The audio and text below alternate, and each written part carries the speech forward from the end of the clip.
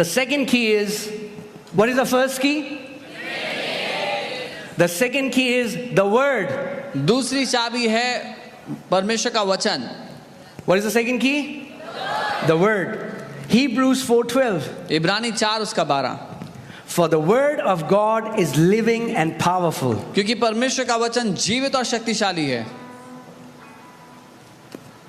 It's not a dead book. ये एक मरी हुई किताब नहीं है. It's living ये जीवित है and powerful. और शक्तिशाली है. The word is living and powerful. वचन जीवित और शक्तिशाली है. Amen. Amen. And sharper than any two-edged sword. और किसी भी दो धारी तलवार से ज्यादा तेज है. Piercing even to the division of soul and spirit. आत्मा और प्राण के बीच में भेद देता है. And of joints and marrow. और हड्डी और गूदे के बीच में भेद देता है. Do you know one advantage that Satan has and how he's able to influence so many believers is because so many believers are soulish or carnal. शैतान को एक बात का फायदा मिलता है और कैसे वो बहुत से विश्वासियों को बेवकूफ बना सकता है वो इसलिए क्योंकि बहुत से विश्वासी लोग अपने प्राण के चलाए चलते हैं. Paul says that a carnal believer cannot discern the things of God. पौलुस कहते हैं जो अपने प्राण के चलाए चलते हैं विश्वासी जो शारीरिक समझ से चलते हैं वो परमेश्वर की बातों को नहीं परख सकते. But there is such power in the word of God. लेकिन परमेश्वर के वचन में इतनी ताकत है that when you fill your heart with the word of God, it separates your soul and spirit. कि जब अपने दिल में आप परमेश्वर के वचन को भरते हैं तो वो आपके प्राण और आत्मा को अलग कर देता है. Guys, are you here? यहाँ हैं. Have you heard so many believers say, was that me, was that God, I don't know? क्या आपने सुना है विश्वासी लोग कहते हैं मैंने कहा मेरा विचार था या परमेश्वर ने कहा मुझे नहीं पता. I have always found out that the believers who always make mistakes in hearing God are those who have no word in them. और मैंने हमेशा यही पता लगाया कि जो विश्वासी परमेश्वर को सुनने में गलती करते हैं वो इसलिए क्योंकि उनके अंदर वचन नहीं है.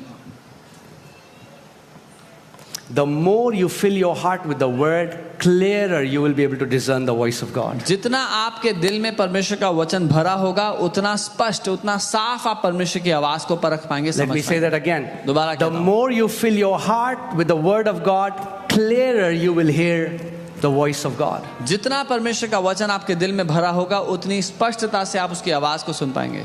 Amen. Amen. That's why it's very important that we take time to fill our heart with the word of God. इसीलिए बहुत जरूरी है कि हम समय लें अपने दिल में उसके वचन को भरें.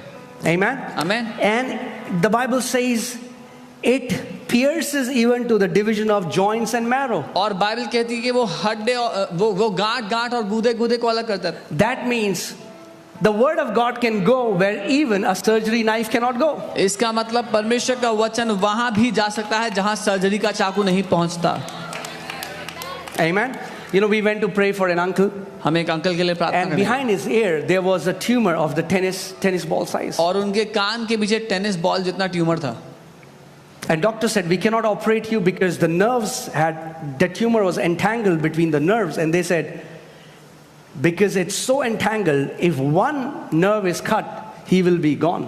और डॉक्टर्स ने कहा कि हम इसका ऑपरेशन नहीं कर सकते क्योंकि इस ट्यूमर में आपकी नसें ऐसी उलझी हुई हैं कि एक भी नस कट गई तो आप मर सकते हैं. You know, doctors do surgery and praise God for that. Doctor surgery करते हैं, हम प्रभु का धन्यवाद देते हैं. But can I tell you, sometimes the problem is in the cellular level. लेकिन कई बार जो समस्या है वो सेल के स्तर पे होती है. Surgical knife, are you hearing me? सुन रहे हैं? Surgical knife has limitations. Surgical knife की भी सीमाएं हैं.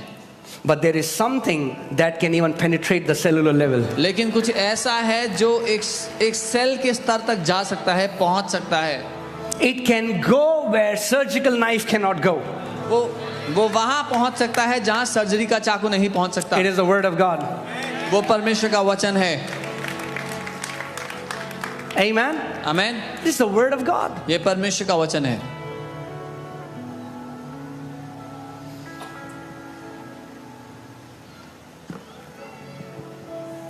And we just declared, we prayed over him in the name of Jesus, declared the scripture over him. हमने उनके ऊपर घोषणा की, वचन को लिया, उनके ऊपर बोला और घोषणा की. Next week we got a phone call from Dehradun. His friend called us and said the tumor shrunk 80%. अगले हफ्ते उनके दोस्त का कॉल आया देहरादून से, कहा कि जो ट्यूमर था वो 80% छोटा हो गया है. Amen.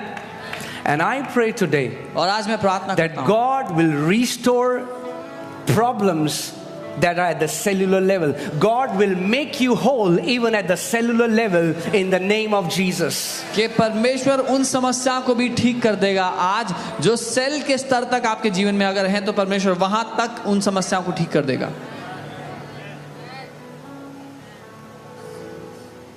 Amen. You know, when we teach about this, we keep, today also somebody commented, oh, this is a false teaching, name it, claim it. आज भी जब हम इसके बारे में सिखाते हैं तो कई लोग, आज भी किसी ने कमेंट किया है कि तो झूठी शिक्षा है कि जो चाहिए बोलो और ले लो। You know, and if you are that person, I pity you. और अगर आप वो व्यक्ति हैं तो मुझे दया आती है आप पर। I pity such people मुझे दया आती है ऐसे लोगों who पर, don't have any ministry from God, जिनको परमेश्वर ने कोई सेवकाई नहीं and दी है they don't want to be a blessing for someone else, so they think their ministry is to find fault with everyone else. और वो किसी और के लिए आशीष तो नहीं बन सकते, इसीलिए उनको लगता है उनकी जिंदगी का काम है दूसरों में गलतियां निकालना। If it's a false teaching, don't wake me up, because by this teaching I have seen 1,000 people healed. अगर ये झूठी शिक्षा है तो मुझे मत उठाना, क्योंकि मैंने हजारों को ठीक होते देखा है इस शिक्षा के द्वारा। Say that to that kid's mom and dad when their kid was dying, that it's a false teaching. उस बच्चे की मम्मी पापा को बोलो कि झूठी शिक्षा है, जो ठीक हो गया जब मर रहा था। Say that to me when I was dying when I was 19. मुझे बताओ जब मैं 19 साल का मर रहा था कि ये झूठी It's through शिक्षा the है। power of the word of God I am alive. ये वचन की ताकत के द्वारा मैं जिंदा हूँ।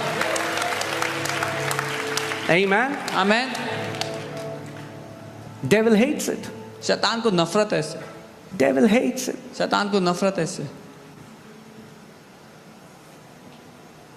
The man who has evidence is never at the mercy of a man who has theory. वो मनुष्य जिसके पास सबूत है वो उस मनुष्य की ओर दया, उस मनुष्य की ओर नहीं देखेगा जिसके पास सिर्फ खाली ज्ञान है। Are you telling me a false teaching is healing 4-stage cancers? क्या आप मुझे बता रहे हैं झूठी शिक्षा चौथे स्टेज के कैंसर को ठीक कर रही है?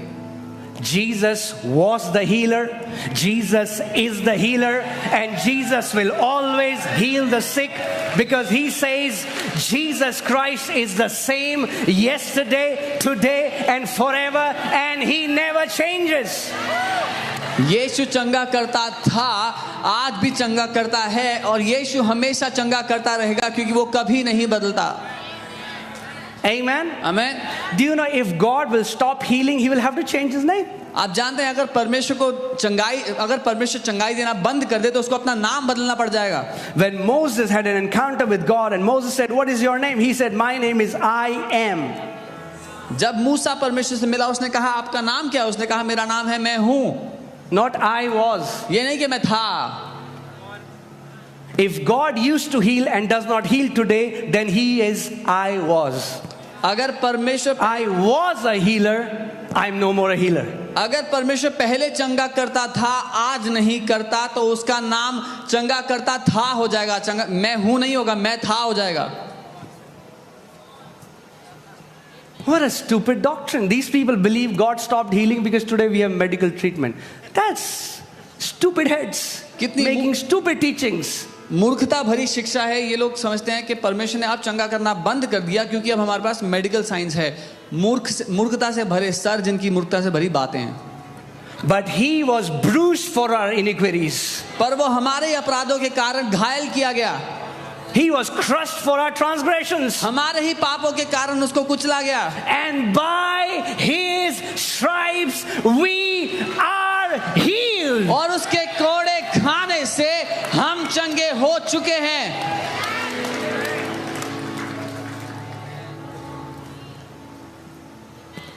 Amen. Amen. Somebody was arguing with me saying, no, it's not God who's doing it, it's devil. I was like, wow. So that means the roles have been changed. Today God is making people sick because that's what they believe, and devil is healing people. I was like, wow. Which Bible do you read? तो कोई मुझसे कह रहा था नहीं ये परमेश्वर ठीक नहीं करता है, शैतान ठीक करता है। मैं कहता वाह अब दोनों ने कुर्सियां बदल दी हैं। तो परमेश्वर आज लोगों को बीमार करता है जो कि वो लोग मानते हैं। तो परमेश्वर बीमार कर रहा है, शैतान चंगा कर रहा है। बहुत ही बढ़िया डॉक्ट्रिन है। So if you, sir, are watching me, I pity you right now in Jesus' तो name. श्रीमान अगर आप मुझे सुन रहे हैं मुझे दया आ रही है आप पर बहुत। Amen. Because my Jesus that I serve has never changed. He is the same yesterday, today, and forever. And every Sunday He gives an evidence that He's the healer. क्योंकि जिस यीशु की मैं सेवा करता हूं वो नहीं बदला, कल आज और हमेशा एक सा है, और हर रविवार यहां पर वो सबूत देता है कि वो आज भी चंगा करता है। Amen? आमीन। And if there is anybody who's skeptical, just wait for some time. He will give you an evidence that he's the healer. और अगर यहाँ पर कोई है जिसको शक है कि यीशु चंगा करता है या नहीं, थोड़ी देर और रुक जाए, वो आपको सबूत देगा अभी।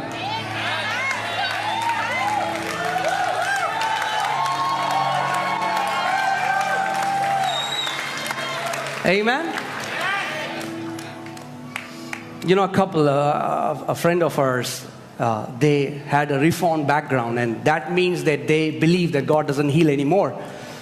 And they came here, and the sister had a problem. I don't know what the problem was. Do you remember? Okay. She had a problem for many years. Incurable disease. और एक कपल हैं जो हमारे मित्र हैं, जब वो आए थे तो वो रिफॉर्मर्स बैकग्राउंड से थे, और वो जो लोग मानते हैं कि परमेश्वर आज चंगा नहीं करता। और जब वो बहन यहाँ आई थी तो उनको एक लाइलाज बीमारी थी, बहुत सालों से थी। And every Sunday they used to come, they used to go home offended. और हर रविवार जब वो यहाँ आते थे तो वचन सुनने के कारण वो नाराज होकर घर जाते थे, because it was completely opposite to what they had heard. They had heard that God will make you sick, He will humble you, keep you humble all His life. क्योंकि जो उन्होंने सुना था उसकी बिल्कुल विपरीत बात हम सिखा रहे थे। उन्होंने सुना था कि परमेश्वर तुम्हें बीमार करता है, वो तुम्हें नम्र करना चाहता है, जिंदगी भर नम्र रखना चाहता है। And they believe the baptism of the Holy Spirit is not for everyone. If God wants you to be baptized, God will baptize you. और वो मानते थे पवित्र आत्मा का बपतिस्मा हर एक के लिए नहीं है, अगर परमेश्वर चाहता है तो आपको देगा, नहीं तो नहीं देगा। And one day, एक दिन while we are praying for people to get baptized, जब हम प्रार्थना करते कि लोग अन्य भाषा में बोले, they both of them got baptized. वो दोनों बोलने लगे। So they're like, oh. और वो सोचते थे हम क्या कर रहे हैं। Then, फिर as she used to go for routine checkup, she went to the doctor and found out she's absolutely healed. जब वो रूटीन चेकअप के लिए डॉक्टर के पास जाती थी तो एक दिन गई और मालूम हो कि वो पूरी तरह ठीक हो चुकी हैं। So all her friends in the reformed background are saying, no, that's not right teaching. But she said, what should I do? I'm healed. तो उनके जितने भी रिफॉर्म सर्कल के दोस्त थे वो कहते नहीं नहीं ये शिक्षा सही नहीं है। तो वो कहती मैं करूं क्या, लेकिन मैं तो ठीक हो गई हूं, इसका क्या करूं मैं। Don't let your head be so big that it comes in the way of the Lord. अपने सर को ज्ञान से इतना बड़ा मत फूलने दो कि वो परमेश्वर के काम के रास्ते में आ जाए।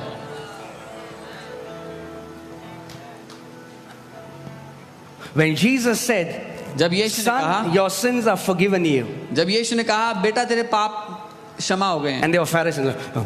और फरीसी आपस में बात कर रही है, Who is he? ये होता कौन है, अपने आप को समझता कौन है, To forgive sins. पाप क्षमा करेगा ये। There are many Pharisees in the church today. बहुत से फरीसी कलीसिया में भी हैं आज, Who will speak against the work of God. जो परमेश्वर के काम के विरोध में बोलते हैं। You know, there are people. Can I be honest in this place? मैं ईमानदारी से बात कर सकता हूँ। There are people who will tell you how to run a church when at home all they do is watch television and eat chips. I say you start a church and make it an example so that other people can follow. Otherwise, just shut up.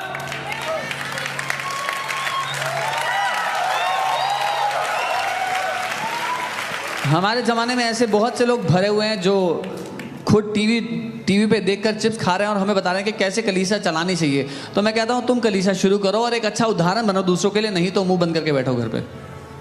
There are people teaching Virat Kohli, अरे इतनी अच्छी ball थी, ऐसे मारना था, ऐसे। They don't know how to hold the bat. ऐसे लोग हैं जिनको बैट पकड़ना नहीं आता, पर मैच देखते हुए बोलते हैं विराट कोहली को ये शॉट मारनी चाहिए थी। Jesus said, they will know you by your fruits, not by your talks, by your fruits. यीशु ने कहा तुम अपने फलों के द्वारा पहचाने जाओगे, अपनी बातों के द्वारा नहीं। Sadducees only had teaching, no evidence. Jesus brought evidence that God is with him.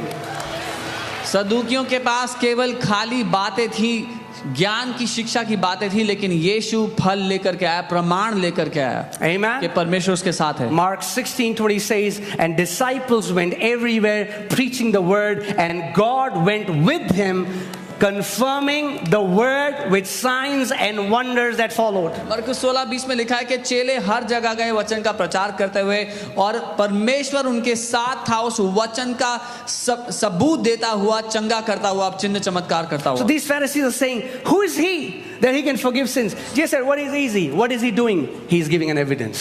So जब यीशु ने कहा कि इसके पाप क्षमा हो गए, तो फरीसी कह रहे हैं ये है कौन अपने आप को समझता है जो कह रहे हैं पाप क्षमा हो गए? तो यीशु क्या करता है? क्या कहना आसान है, वो सबूत दे रहा है। Evidence. सबूत। There are so many of you who are an evidence that Jesus Christ is alive. आप में से बहुत से लोग हैं यहाँ पर जो सबूत हैं कि यीशु मसीह जिंदा है। Jesus Christ, don't allow these stupid teachings to influence you. In It मूर्खता has से killed so many Christians. इन मूर्खता से भरी शिक्षाओं को अपने जीवन पर प्रभाव डालने मत दो। इनके वजह से बहुत सारे मसीह लोग मर गए हैं। God is a healer. परमेश्वर चंगा He करता है, heals today. वो आज भी चंगा करता है। Amen. Amen. He heals today. वो आज भी चंगा करता है। If you have come here with a sickness, अगर आप यहाँ बीमारी के साथ आए हो, be ready to receive your healing. तैयार रहो अपनी चंगाई पाने के लिए। आज His word says, with long life I will satisfy you उसका and वचन- show you my salvation. उसका वचन कहता है लंबी आयु से मैं तुझे संतुष्ट करूंगा, अपने उद्धार की भरपूरी दिखाऊंगा। Amen. I'm in a good mood. मैं एक अच्छे मूड में हूं।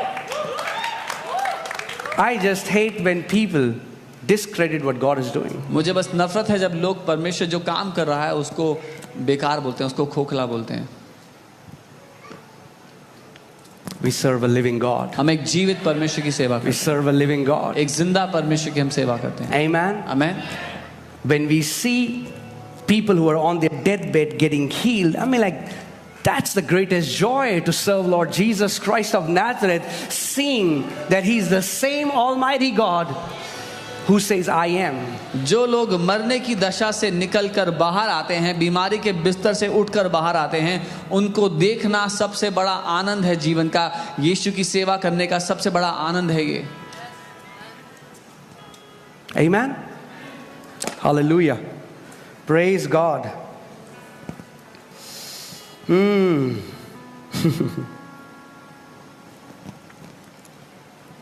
Romans 10:17. रोमी 10 उसका 17। So then faith comes by hearing, and hearing by the word of God. विश्वास सुनने से और सुनना परमेश्वर के वचन से होता है। If you only hear worship songs अगर आप केवल आराधना के गाने सुनते हो and you don't spend time in the word, और वचन में समय नहीं देते, your capacity of faith will be low, तो आपकी विश्वास की क्षमता नीची रहेगी and you will not be able to resist the enemy. और दुश्मन का सामना नहीं कर पाओगे आप। You need faith आपको to विश्वास resist चाहिए। the enemy. दुश्मन का सामना करने के लिए आपको विश्वास चाहिए। You need faith आपको विश्वास for चाहिए everything in the kingdom. राज्य में जो कुछ है उस सब For के लिए। without faith, it is impossible to please God. क्योंकि बिना विश्वास के असंभव है परमेश्वर को प्रसन्न करना। Amen. Amen. Some people say, oh, Pastor, my faith is not like that person. So the Bible says faith comes by hearing. So hear it. कुछ लोग कहते हैं अरे पास्टर मेरा तो विश्वास उतना नहीं है, तो बाइबल कहती है विश्वास सुनने से आता है, तो सुन लो। What's stopping you? आपको रोकता क्या है फिर? If you're hungry, अगर आप भूखे हैं, open the fridge and eat. Fridge खोलो, खाना खाओ। Open the word and receive faith. वचन खोलो और विश्वास ले लो। Amen. Amen. Faith comes by विश्वास hearing, and सुनने hearing से by आता the word of God. है और सुनना वचन से आता है। Let's see 2 Peter 1, chapter 3. Wow, you're so alive. Praise God. Oh, as His divine power has given to us all things that pertain to life and godliness. क्योंकि उसकी ईश्वरीय सामर्थ्य ने हमें सब कुछ दे दिया है जो जीवन और भक्ति से संबंध रखता है। As His divine power has given to us all things. Say all things. उसकी ईश्वरीय सामर्थ्य ने हमें सब कुछ दे दिया है। God has already given you all things. परमेश्वर ने पहले आपको सब कुछ दे दिया है।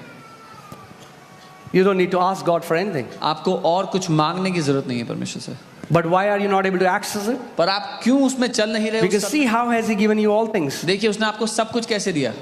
Through the knowledge of Him. उसके ज्ञान के द्वारा। Where do you get the knowledge of Him? आपको वो ज्ञान कहाँ से मिलता है? वचन से.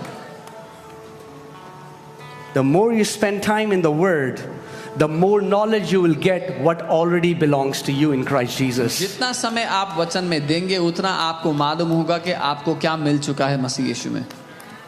Amen? आमीन. Through the knowledge of Him who called us by glory and virtue, by which have been given to us exceedingly great and precious promises. जिनके द्वारा उसने हमें बहुमूल्य और बहुत सी बड़ी प्रतिज्ञाएं दी हैं उस ज्ञान के द्वारा, That through these you may be partakers of the divine nature. ताकि इनके द्वारा तुम परमेश्वर के ईश्वरीय स्वभाव के सहभागी हो जाओ. Amen? The provision is in the promises. जो प्रबंध है वो वायदों में है.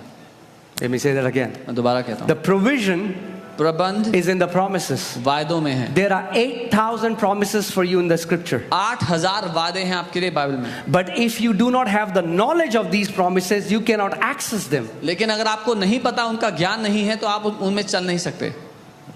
Amen? आमीन. For your healing, there are promises, many promises. आपकी चंगाई के लिए बहुत से For वादे. long life, there are promises. लंबी जिंदगी के लिए For your बहुत से वादे. promotion, there are आपकी promises. तरक्की के लिए वादे हैं. For anything that you're looking for, there are promises in the scripture. जो कुछ आपको चाहिए उसके लिए वादे हैं वचन में. What do you need to do? क्या चाहिए? You need to have knowledge of those promises. आपको उन वादों का ज्ञान चाहिए. And through those promises, और उसके द्वारा you can become partakers of divine nature. आप परमेश्वर के स्वभाव में हिस्सा ले सकते हैं, उसमें सहभागी हो सकते हैं. Amen? आमीन. All right. So, you guys are hearing very slow. आप बहुत धीरे धीरे सुन रहे हैं. I'm just kidding. Okay, third key. I'll quickly finish this now. Third key is the blood. तीसरी कुंजी है यीशु का लहू. Okay, what was the first key? पहली कुंजी क्या थी? The name. नाम. What is the second key? दूसरी कुंजी. The word. What is the third key? तीसरी कुंजी क्या है? The blood. वो लहू. This is the trinity of victory. ये जय की त्रिएकता है. If you can be aware of the name अगर आप उस नाम को के लिए संवेदनशील रहें, and the word वचन के लिए and the blood. और लहू के लिए. Amen? आमीन. Let's see blood. Revelation 12:11. प्रकाशित वाक्य 12 उसका 11. And they overcame Satan by the blood of the Lamb and by the word of their testimony, and they did not love their lives to the death. और उन्होंने शैतान पर जय पाई मेमने के लहू के द्वारा और अपनी गवाही के वचन के द्वारा उस पर जयवंत हुए और उन्होंने प्राण को प्रिय ना जाना. Amen? They overcame him by the blood. उन्होंने लहू के द्वारा उस पर जय पाई. I was telling you, there are witch doctors who use the blood of animals to do witchcraft. मैं आपको बता रहा था ऐसे जादू टोना करने वाले हैं जो जानवरों का लहू इस्तेमाल करते हैं. And in the spirit realm, आत्मिक दुनिया में the highest power is in the blood of Jesus. सबसे बड़ी ताकत यीशु के लहू में है. Amen? In Exodus chapter 12, निर्गमन 12वें अध्याय में when death was coming to smite the firstborn, as God told Israelites, they applied the blood of the lamb on the doorpost and the death passed over. जब मृत्यु आई सारे पहले जन्मे बच्चों को घात करने के लिए, तो जब इजरायलियों ने अपने घर की चौखट पर लहू को लगाया हुआ था, मृत्यु उनके घर को छोड़कर आगे चली गई. Death recognizes the power in the blood of Jesus. मृत्यु यीशु के लहू की ताकत को पहचानती है. Do you know, in the spirit realm, आत्मिक दुनिया में, you know, when we were in Dehradun, we met some monks. जब हम देहरादून में थे कुछ मॉन्क्स से मिले. And he said, you guys don't know what happens when you guys pray. उन्होंने कहा आपको नहीं पता क्या होता है जब आप प्रार्थना करते हो तो. But because we astral project and we take out our spirit, we can see there is a hedge around you guys. लेकिन क्योंकि हम अपनी आत्मा को बाहर निकालते हैं, हम देख सकते हैं कि आपके आसपास एक सुरक्षा की दीवार है. Do you know, if you're a born again child of God, you have a hedge around you? क्या आप जानते हैं अगर आप नया जन्म पाए हुए परमेश्वर की संतान है तो आपके आसपास एक दीवार है. Satan can see that. शैतान को वो दीवार दिखती है. You want a verse for that? उसका वचन चाहिए? Let me show you. Job 1, Ayyub 1 verse 9. उसकी 9वीं आयत. So Satan answered the Lord and said, तो शैतान ने परमेश्वर को उत्तर दिया और कहा, Does Job fear God for nothing?